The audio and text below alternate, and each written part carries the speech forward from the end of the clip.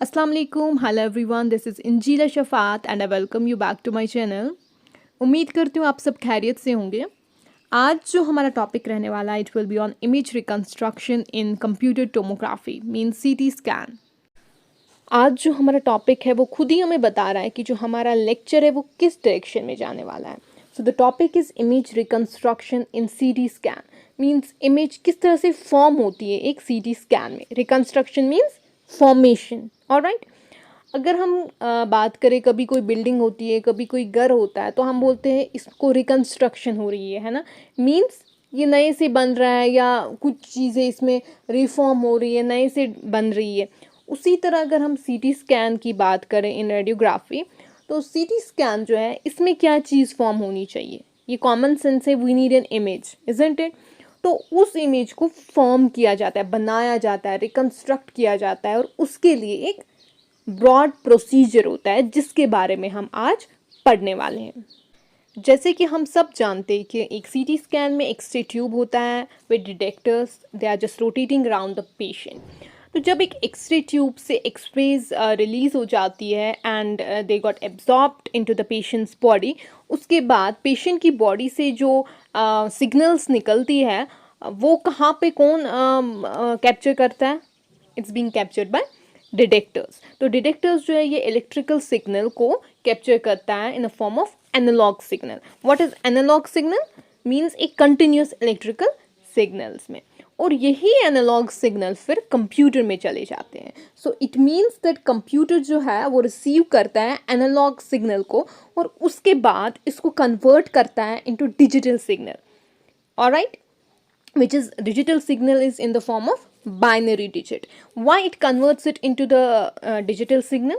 Because computer एक analog signal में काम नहीं कर सकता है, इसकी अपनी language होती है कंप्यूटर की, that is in binary digits. So it's very necessary for a computer to convert this analog signal into digital signal to process the information. Alright, तो ये जो कन्वर्जन हो जाती है एनालॉग सिग्नल की इनटू डिजिटल सिग्नल, ये कैसे होता है? With the help of analogue to digital converter. तो वहाँ पर एक कन्वर्टर होता है जिसको हम कहते हैं एनालॉग टू डिजिटल कन्वर्टर, जो कन्वर्ट करता है एनालॉग सिग्नल को into digital signal so that computer can process the information to form an image.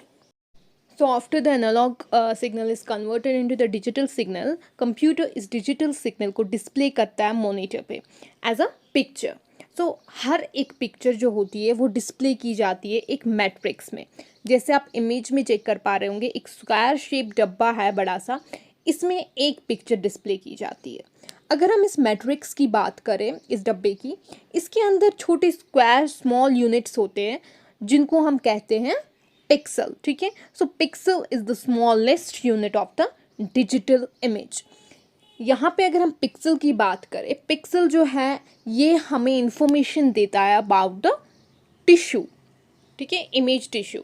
तो ये सिर्फ इंफॉर्मेशन देगा टिश्यू की हाइट कितनी है, डेप्थ विड्थ कितनी है, सॉरी ओके, ये दो, हाइट एंड विड्थ। लेकिन ये लैग करता है डेप्थ को, डेप्थ इंफॉर्मेशन ये हमें नहीं देता है। एंड अगर हमारे पास डेप्थ की इंफॉर्मेशन ना हो एक टिश्यू की, it means an image is 2D shaped. ठीक है, सो पिक्सल जो है ये हमें 2D इमेज देता है।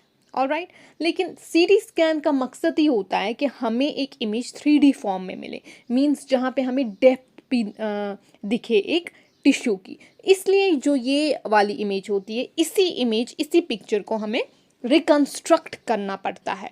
मीन्स इसको हमें 3D इमेज में कन्वर्ट करना पड़ता है, जहाँ पे हमें एक इमेज की width, height as well as depth भी नज़र आएगी। ठीक है, so that is the reason we are reconstructing image in CT scan. सो ये वाली इमेज जो है, जो हमें अभी मिली है from analogue to digital converter on the monitor, that is the 2D image which has got pixel as an smallest unit of a digital image.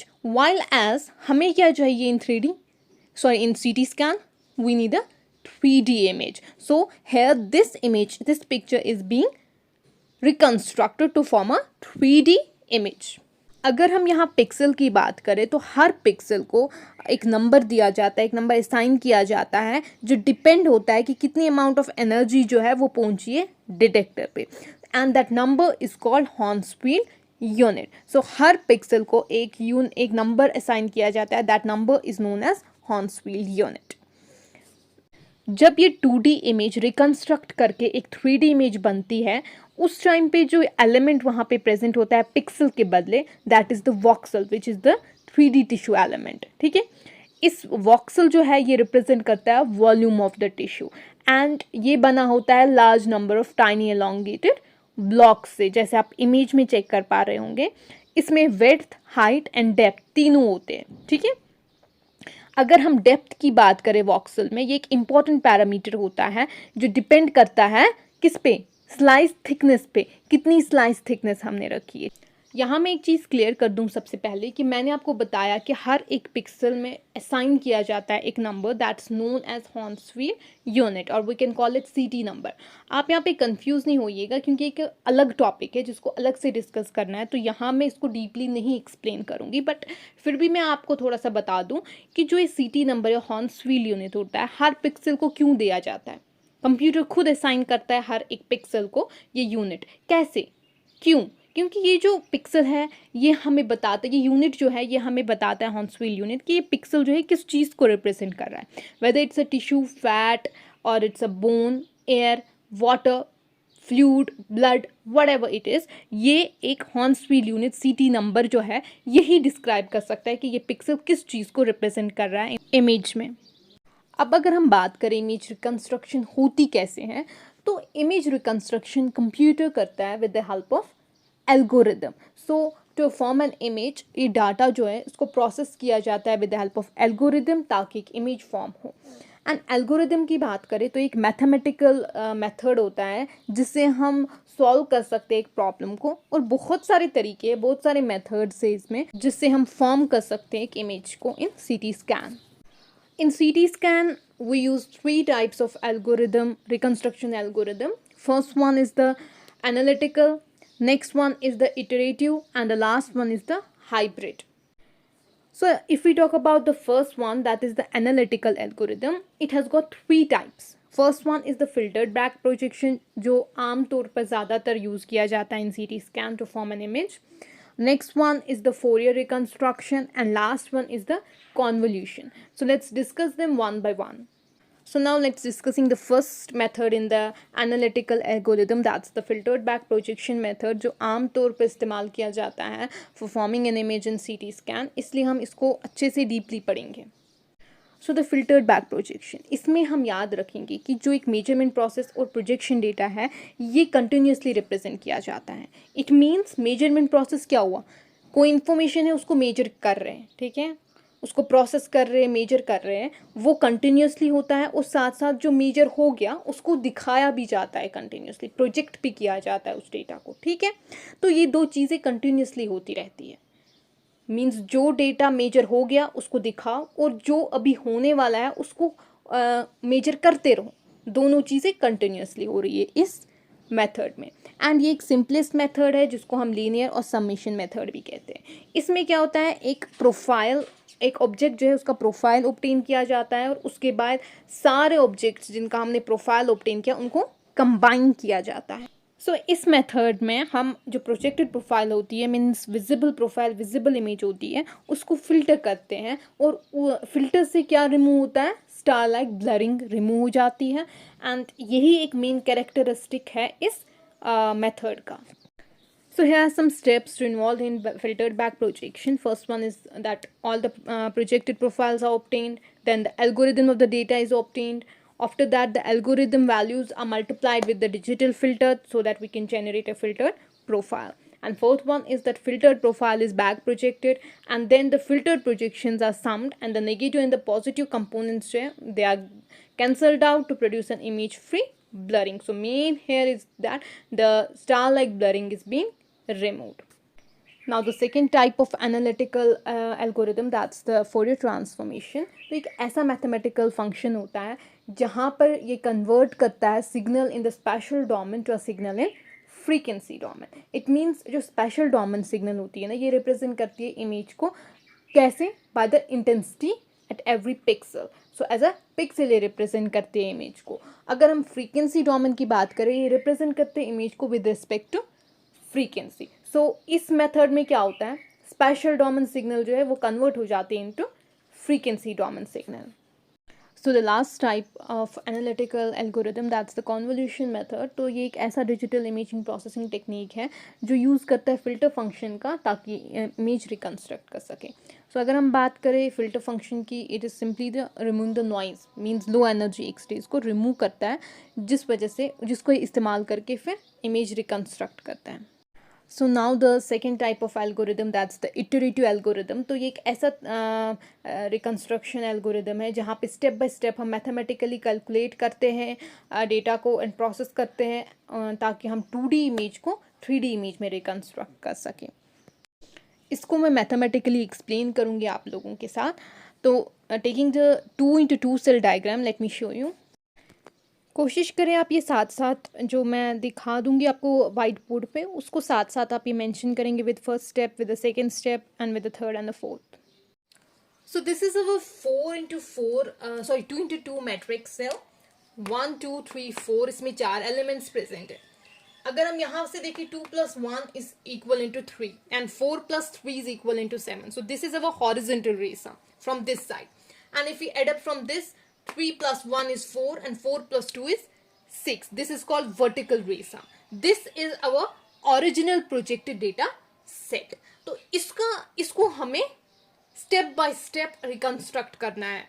ठीक है, कैसे करेंगे? सबसे पहले हमें एस्टिमेट निकालना है इन 4 एलिमेंट्स का, मींस एवरेज निकालना है इन 4 एलिमेंट्स का जो कंप्यूटर निकालेगा। कैसे, अब मैं आपको दिखाती हूँ कैसे एवरेज निकलेगा। पहला step, first step,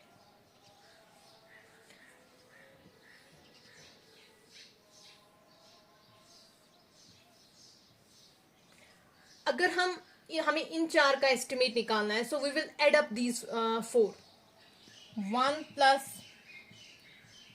2 + 3 + 4 which is equal into 10।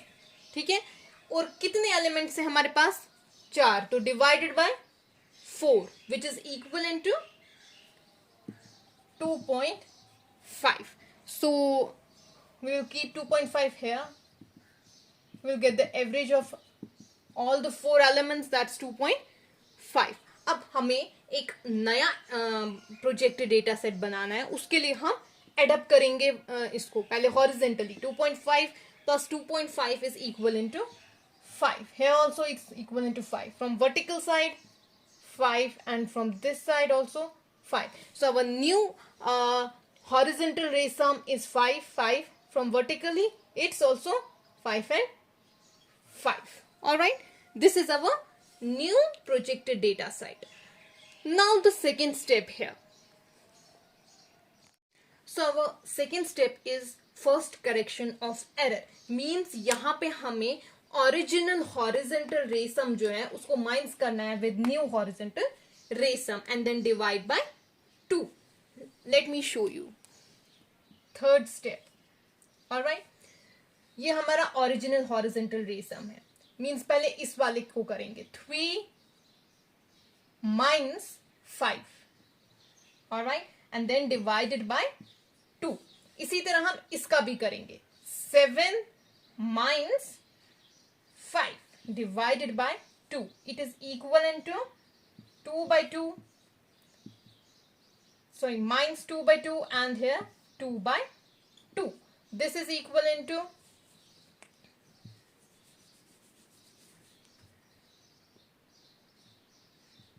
-1, alright, -1.0.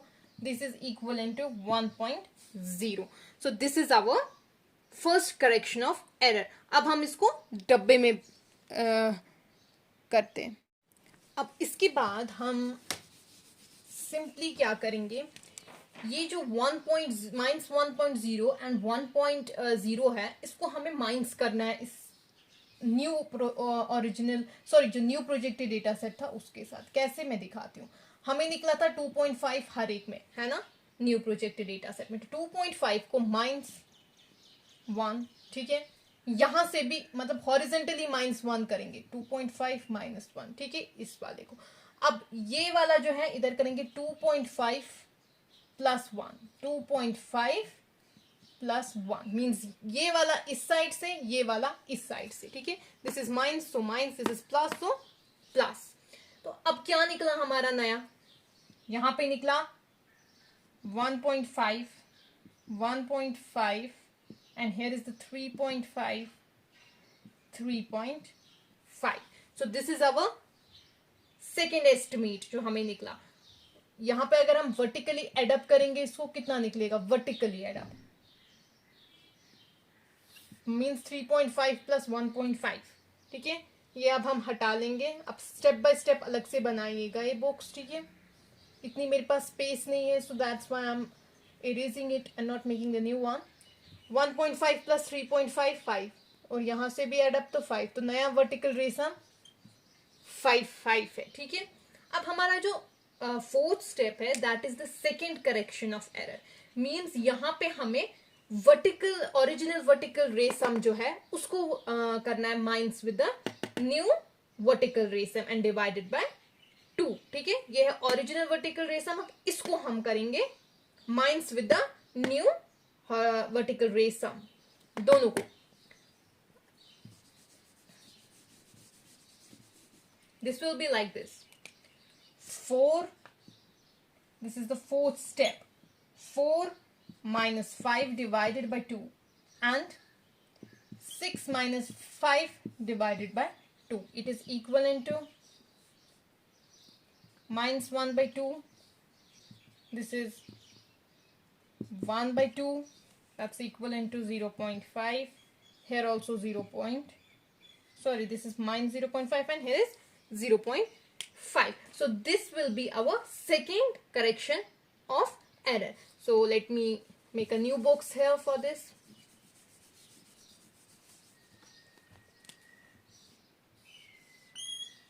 Step by step आप आराम से करेंगे ये। 1.5 इसको करेंगे माइनस विद 0.5, वर्टिकली 1.5 माइनस 0.5। अब यहां से